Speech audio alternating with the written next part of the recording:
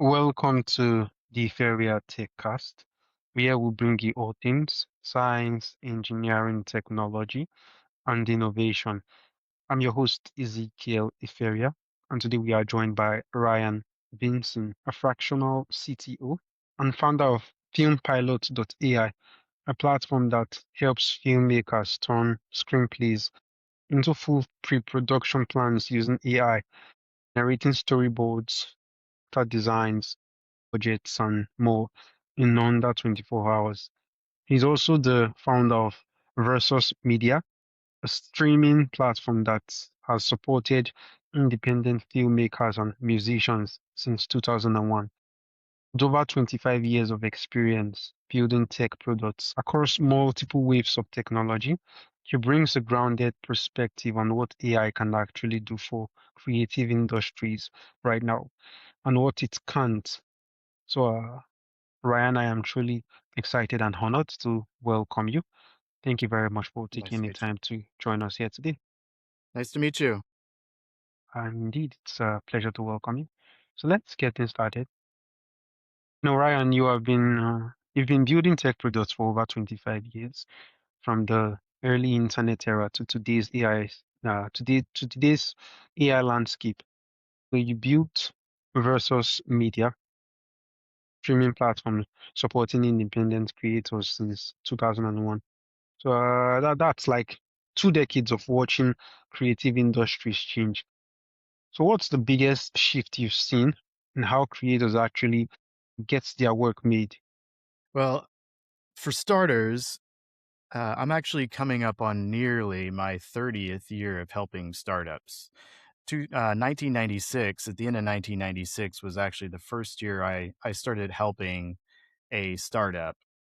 And it took several years working with other dot coms, as they were then called, before I launched my own company, Versus Media. And by 2001, we had started shifting from basically a webmaster service where we develop websites into something more. And it was in 2001 that I started doing basically a matchmaking service because I was seeing as I was doing these websites for filmmakers living here in LA and then musicians that the musicians would complain that they needed help getting their music in film. And then the filmmakers would complain they needed to find music for their films that didn't cost an arm and a leg. So I decided, hey, why don't I actually try to match these guys up and help them? That led into so many different shifts in the industry that I saw. There were so many different technologies that came around, so many things that were supposed to be revolutionary, that were supposed to change the internet. And I mean, truly, mobile was probably the biggest early on that I think shifted the landscape and how people saw a website. Suddenly it wasn't about how does it look on my big monitor on my desk. It was how does my website look on a mobile phone. That was probably the first biggest shift I actually saw. And as time continued on, you started seeing about every year or two there was something that was supposed to again change technology. And there were so many different items that were believed to be mind changing and etc. But it really hasn't been until AI has come around now that people have started realizing that there is none of these other ones really compare. I mean, yeah, mobile shifted the game, but nothing is even remotely close to what AI is going to do or is already doing based upon, I mean, pretty much every week there is something new that has happened in the AI industry already that we've seen. So, Ryan, let's talk about FilmPilot. You built FilmPilot.ai to help filmmakers turn a screenplay into a full pre-production plan in under 24 hours. So, what exactly does that actually look like? What does the AI generate, and where does it still need a human? So fractional CTOs in general, we're working with a lot of different industries, and I've helped, healthcare, insurance, food, etc. But ultimately, living here in LA, I am around a lot of film industry people. And again, as I said early on, with that matchmaking service in film and music, I built that because I saw a need to basically help those people jump ahead. And when I saw the idea for FilmPilot, which was over 6 months ago, I was looking online at basically what other types of businesses are similar out there. And a lot of them, they would offer more or less, you have a story and here we can just entirely create your entire film for you using AI videos and etc. from scratch. I didn't really want to do that because I do have a lot of close relationships with filmmakers and musicians, and I'm not really necessarily wanting to replace any of that because I don't believe that it should just outright be replaced because that's not how it is. But at the same time, I'm always, as a software developer, I'm always seeing software industry in itself is supposed to basically be a bridge between whatever industry you're working on or you're trying to help, basically help speed something up for them, whatever that is. And so in the film industry side of it, I saw that, yes, the big film studios here, you've got your Paramounts and your Universals and what have you. They all have entire divisions that are doing all of these items. And it's not about trying to replace the jobs for those people. It's about seeing the small filmmakers, the small studios. Those people all don't have the time, especially, and also the money to be wasting on doing all these items by hiring people to do each of those items individually. And part of software industry is always about speeding something up, automating it, helping them jump ahead faster. I mean, that's ultimately what software is supposed to do. So my brain is always trying to think of things that I can do to help people jump ahead like that. And so I said, okay, there's an opportunity here for the smaller studios and the individual filmmakers to do a bunch of those items that the big film studios are able to do, with their bigger budgets.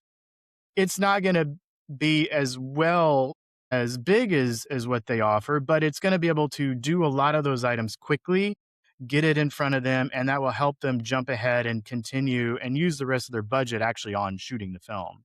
So what I decided was, okay, I don't want to just take an uploaded script and just take that script and create the entire movie as a AI video. I don't want to do that. So I decided it could be little short clips, maybe pilot videos, if you will, in order to show a sample of what the film may look like. But then at the same time, I said, okay, well, they're going to need help with, they're basically going to upload their screenplay, and then they're going to need to know, would people actually like it? Yeah, nothing's going to replace a true individual sitting in a movie theater and then giving you feedback. But there is a way we can actually use computers and AI and what have you to generate different types of samples of people. Virtual is how I call them.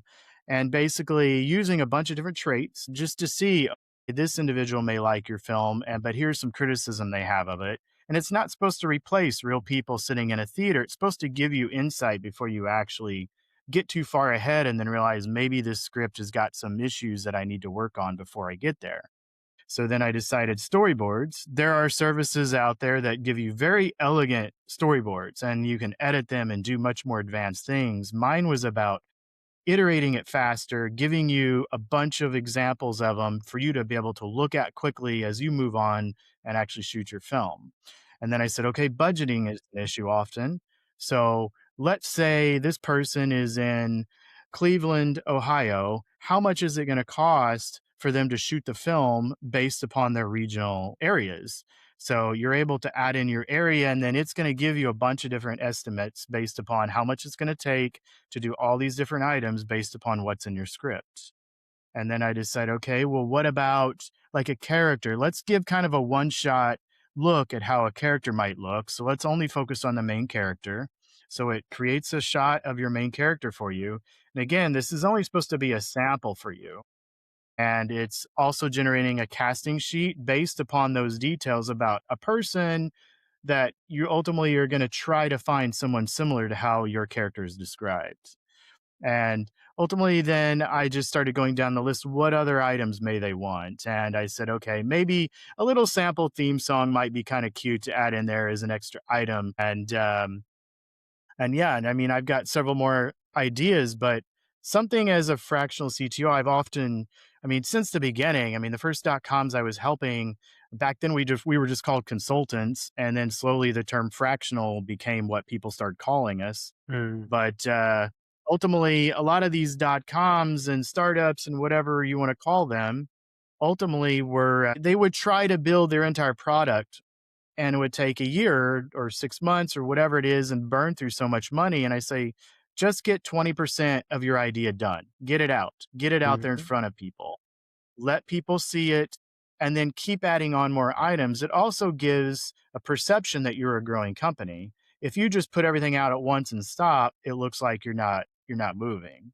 But at the same time, it also helps you to not waste money and time on something if it's not, you realize that we don't actually want to build that aspect now. I felt the same way about my own product, FilmPilot, because FilmPilot, to me, there are several ideas I got on top of what is already out there, but I don't want to do them all at once. I want to test the waters and see what people are giving me feedback about, what items maybe I need to improve, or even some of these ideas I had, I come around and say, I don't want to do those. Actually, I want to do something else instead.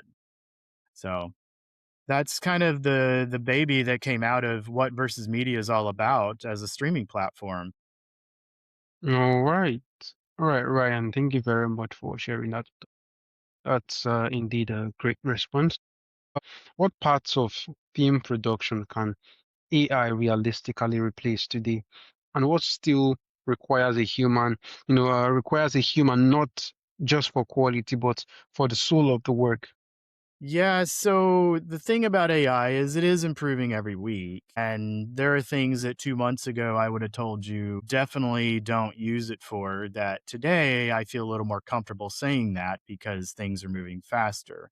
However, my feeling with AI is that it's still needs to be monitored. You still need someone who is a professional and experienced person in whatever that is in order to be spot checking whatever it is it's doing. So I don't feel like it's good to say AI can just replace anything fully right now.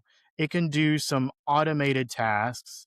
I mean, as a software guy, we've been doing automated tasks for decades, but yet now there's easier ways for AI to help us do that. But I still spot check it on a number of things because it often will mess up. It will be not perfect. It will totally get what you told it wrong. And if your directions aren't clear, it's going to very much mess up. So that's why, as far as film industry goes, it can assist someone who is very good at whatever it is in the film industry, and they can use it to help them say, they are a screenwriter and they don't want to use something like FilmPilot, but they want to use the basic chat versions that, here's my screenplay, here's a paragraph from it, help me explain this character better. It's going to be able to help them do that. It can automate a lot of the process of like the storyboards, is like I'm doing it, but at the same time, a storyboard artist is going to be able to find those little niche details, that because they've got the experience, especially someone who's been in the industry for a long time. So there's definitely places it can help. And usually for me, it's a good starting point. It's usually, this can help us speed up whatever it is we're trying to do. But then an expert needs to roll in after that and continue it from there. So that's generally what I try to tell people to use it for, is not to just fully replace something, but to assist whatever it is you're trying to do. So that's my general idea. I mean, it comes down to, like, even in the software world, we're able to iterate code a lot faster now because it can write a bunch, but oftentimes there's errors in it, or it did a bunch of extra stuff it wasn't supposed to because the prompt wasn't right. But there is things that you have to be cautious about. I mean, my main thing about AI is it's about compressing time. It's about speeding you up, getting you ahead faster.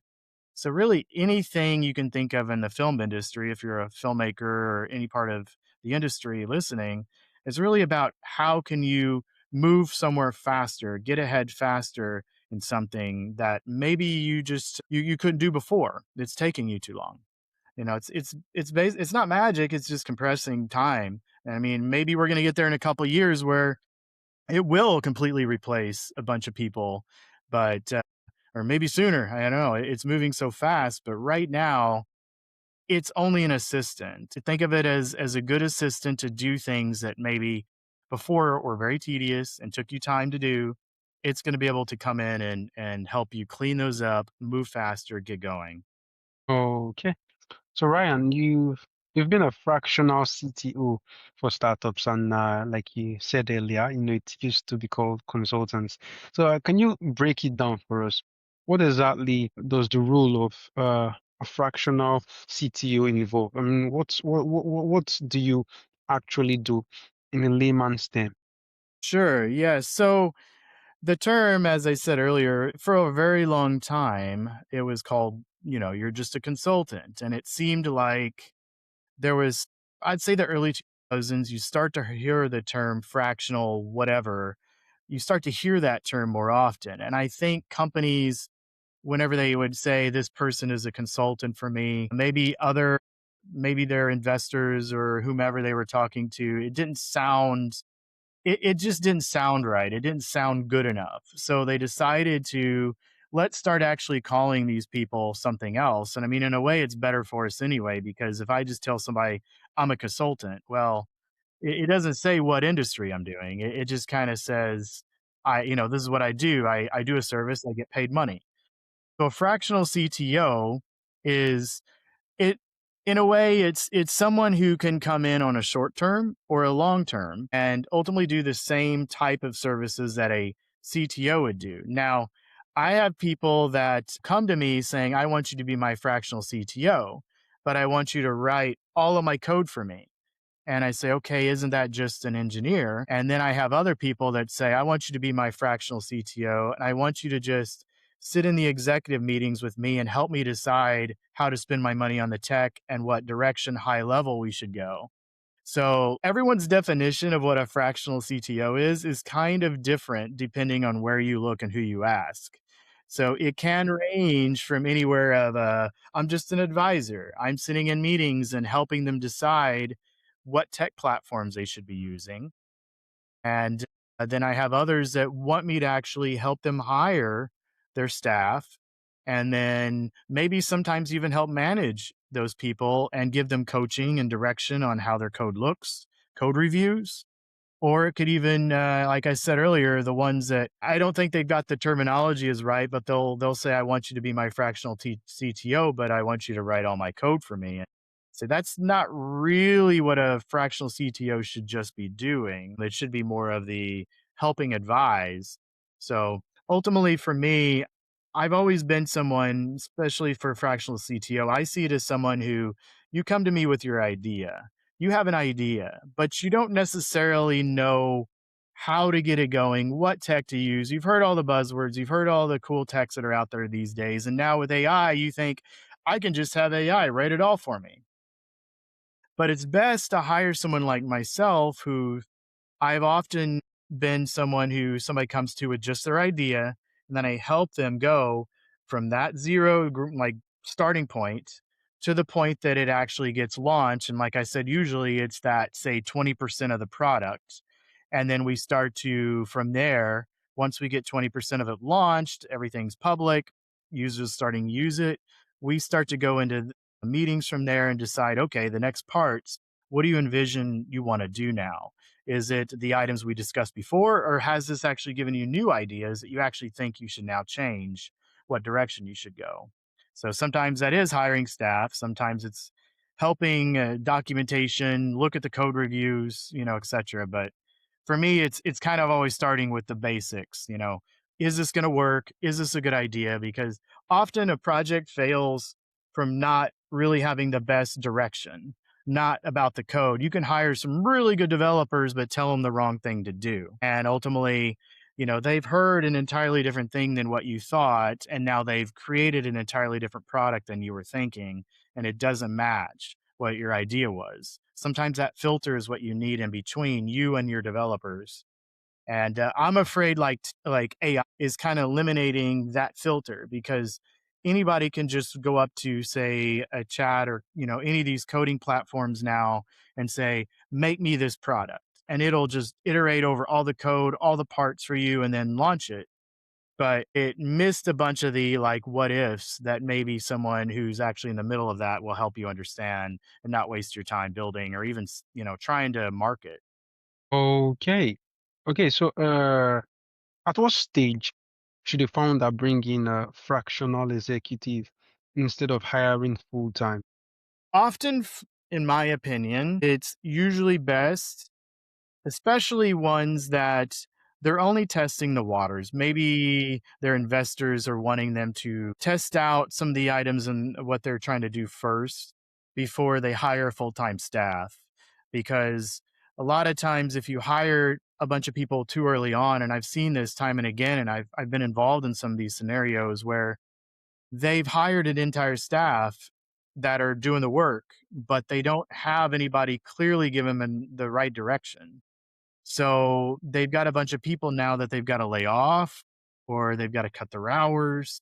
And then it sucks. If they'd come to someone like me first from the beginning, they can often for someone like me is they're going to pay me on an hourly or a monthly or weekly or 6 month or whatever they decide they want to contract me for. And it's much more affordable than trying to say hire a full-time CTO and or hire a full-time set of employees first and then oh man, I've really messed up. Now we've got to lay off people, we've got to pivot our business. We didn't think this through properly.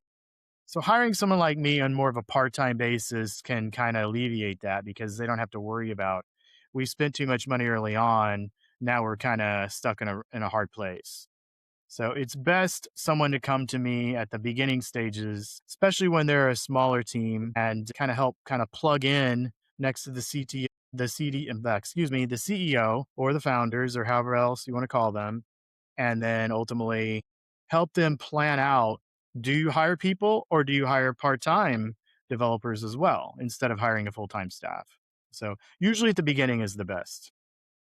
So, going back to the topic of filmmaking, so what's the biggest mistake you see creators make when they are trying to use AI in filmmaking? What are they excited about that doesn't actually work yet?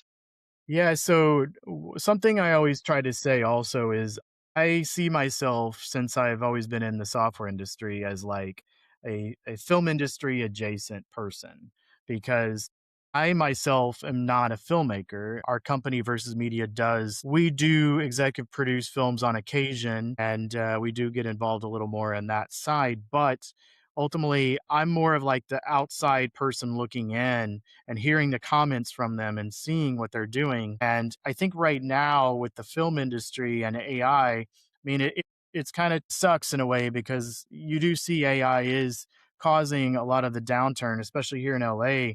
The film industry is getting hit really hard. And uh, a lot of these large corporations just immediately they hear a buzzword. I mean, this was the same way in the dot com and all the other eras in the software industry. They hear a buzzword and they immediately use it to replace employees.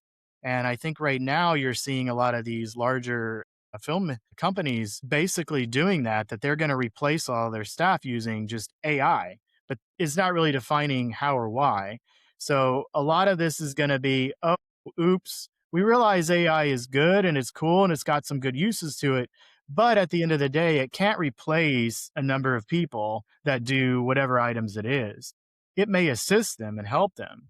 But I think that's the number one problem right now is people just hear AI and think, I don't need all these other things. I don't need people to actually make my film anymore. Just plug in a prompt and let it do it for me. And it's including scripts. And that's why I see it as more of a stopgap middle tool to help you go from the real human created thing, help you speed up the process, and then ultimately still film your actual film.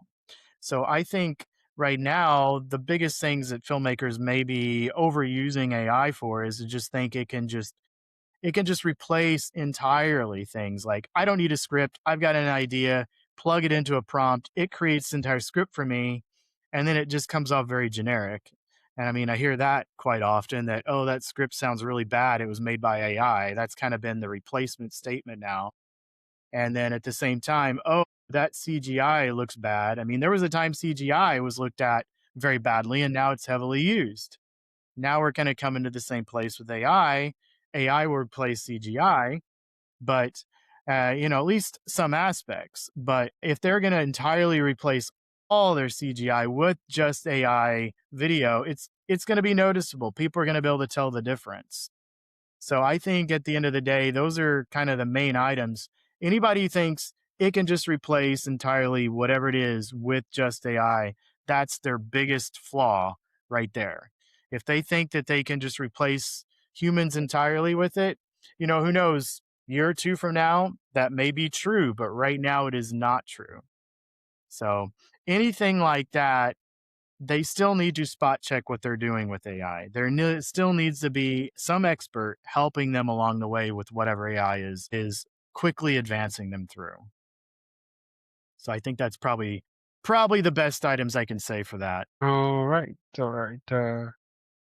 That was a really valuable response indeed. Ryan, for the screenwriter or filmmaker listening right now, who has a script but has never produced anything before, what's the very first step? What's the first step film pilots AI, can help with?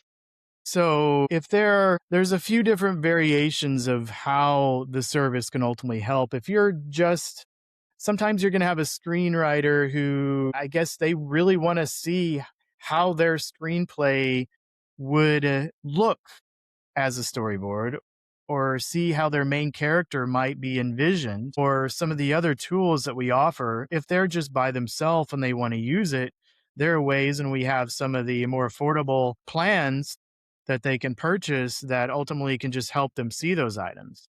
At the same time, if they're a small studio and they have acquired a screenplay, then they themselves can do the same thing, and they can also just use that to jump right ahead.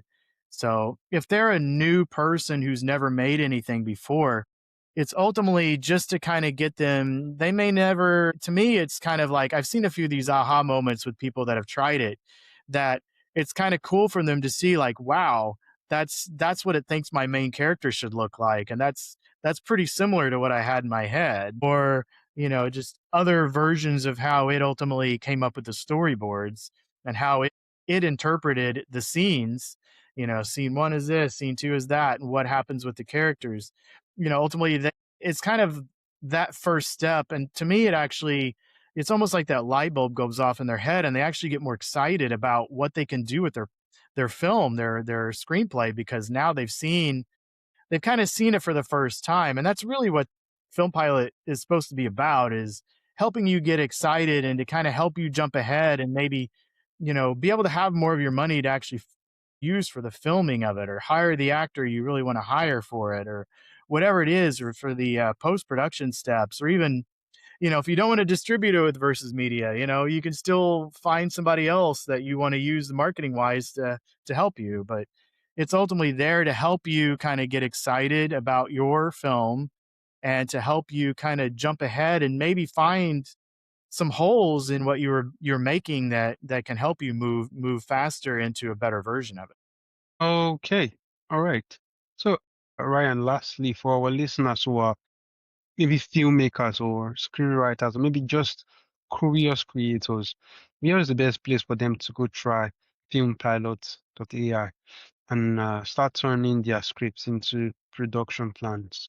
Well, the website itself is FilmPilot.ai, and it's basically you just have a properly formatted script that meets all the usual standards you would expect for a film to be. We have considered making it a little more open-ended for other versions of, maybe you don't have a screenplay, you have an idea.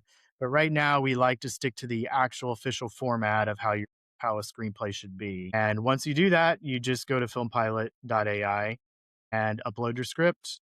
And then we say 24 hours, and it really is much quicker than that. I only initially went with 24 hours as far as how soon you would get your results, because we're still in the early days of the service, and I wanted to not overpromise and underdeliver that, hey, you get it in an hour, and then, you know, something doesn't work the way we expected. So we're real humans trying to work on this and make it better. So we're just wanting to make sure that 24 hours is a good time frame to make sure that everything works well. And we'll probably drop that number down sooner than later. But for now, FilmPilot.ai can help you get your screenplay turned into a bunch of products very quickly into what you need for your production. And then whenever it's done, if your film is complete, check us out at VersusMedia.com because we've been streaming films there since 2016. Many of them are people we've worked with for a number of years, and they've been helping us understand how to build FilmPilot.ai best for the filmmakers. So we kind of see these two hand in hand, Versus Media being the main product, with FilmPilot.a being a very exciting new service we're offering. Ryan, it has been such an insightful conversation with you here today, and I'm truly excited having you as a guest on the show. Thank you very much for joining us. Thank you. Thank you for having me. I've enjoyed it.